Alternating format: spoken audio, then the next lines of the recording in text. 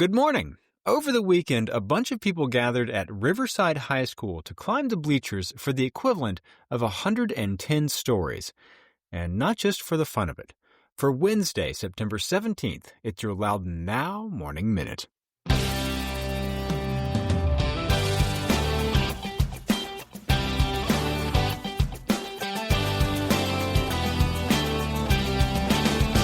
Thanks for being with us. I'm Rence Green. Over the weekend, the Riverside High School bleachers hosted the 4th annual 9/11 Memorial Stair Climb. It raised $16,000 for the National Fallen Firefighters Foundation. The event was organized by students Sophie Kenworthy and Charlie Smith, who are continuing the program started by their brothers to honor the 343 firefighters killed when the World Trade Center collapsed after the terrorist attacks on September 11th, 2001. People climbed the bleachers at the school stadium for the equivalent of 110 stories, replicating the steps firefighters took during rescue operations in the World Trade Center. With each lap through the bleachers, they had the chance to touch a piece of steel beam recovered from ground zero. James Schwartz is a retired Arlington County fire chief, and he led the unified command operations at the Pentagon following the attack there on 9/11. The stairs have meaning for us, not just from the standpoint of September 11th and those 343 that were lost that day, but the work that we do every single day includes stairs, elevations, going up. He also pointed out the long-term impacts of that day for first responders.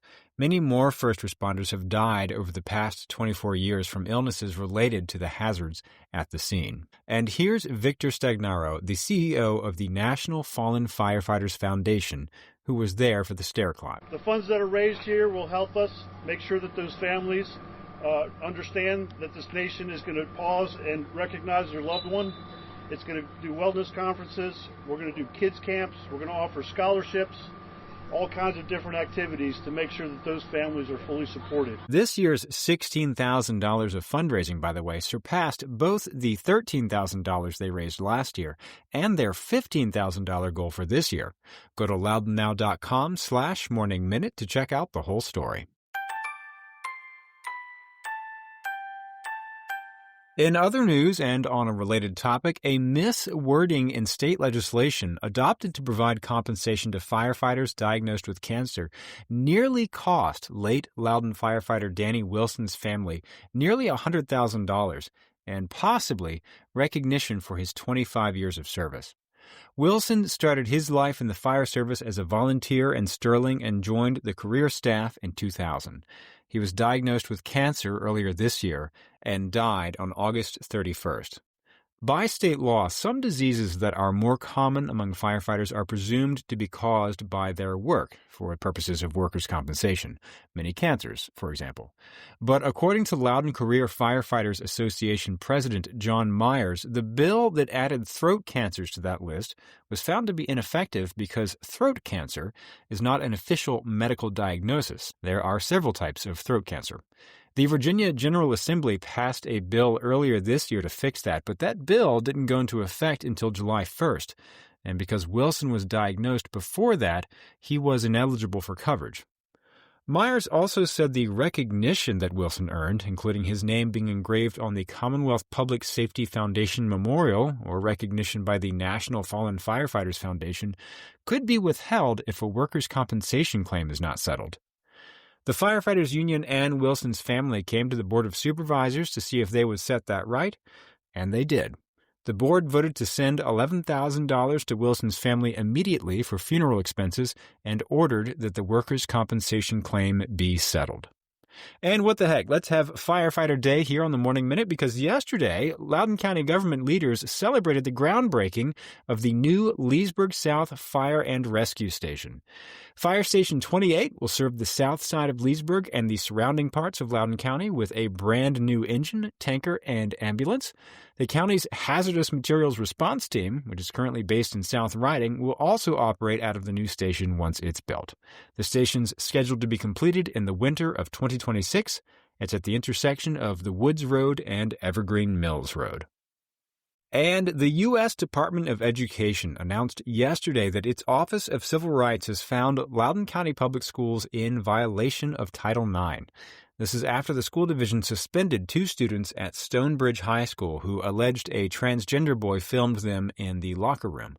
Loudoun County Public Schools hasn't ever offered much comment on the situation, except to point to the existing case law around school bathrooms. But according to an attorney for the 2 boys, they faced disciplinary action for sexual harassment and sex-based discrimination.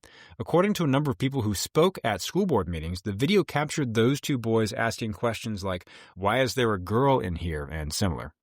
In a statement on the Federal Department of Education's finding, Acting Assistant Education Secretary for Civil Rights Craig Traynor said, quote, "Loudoun County's adherence to radical gender ideology has repeatedly placed its students in harm's way," end quote. The department said LCPS has 10 days to revoke those suspensions, review its findings that led to the suspensions, apologize for its, quote, "failure to properly investigate Title IX complaints," notify the boys and their parents that it will investigate their Title IX complaints, and provide additional training to staff on Title IX.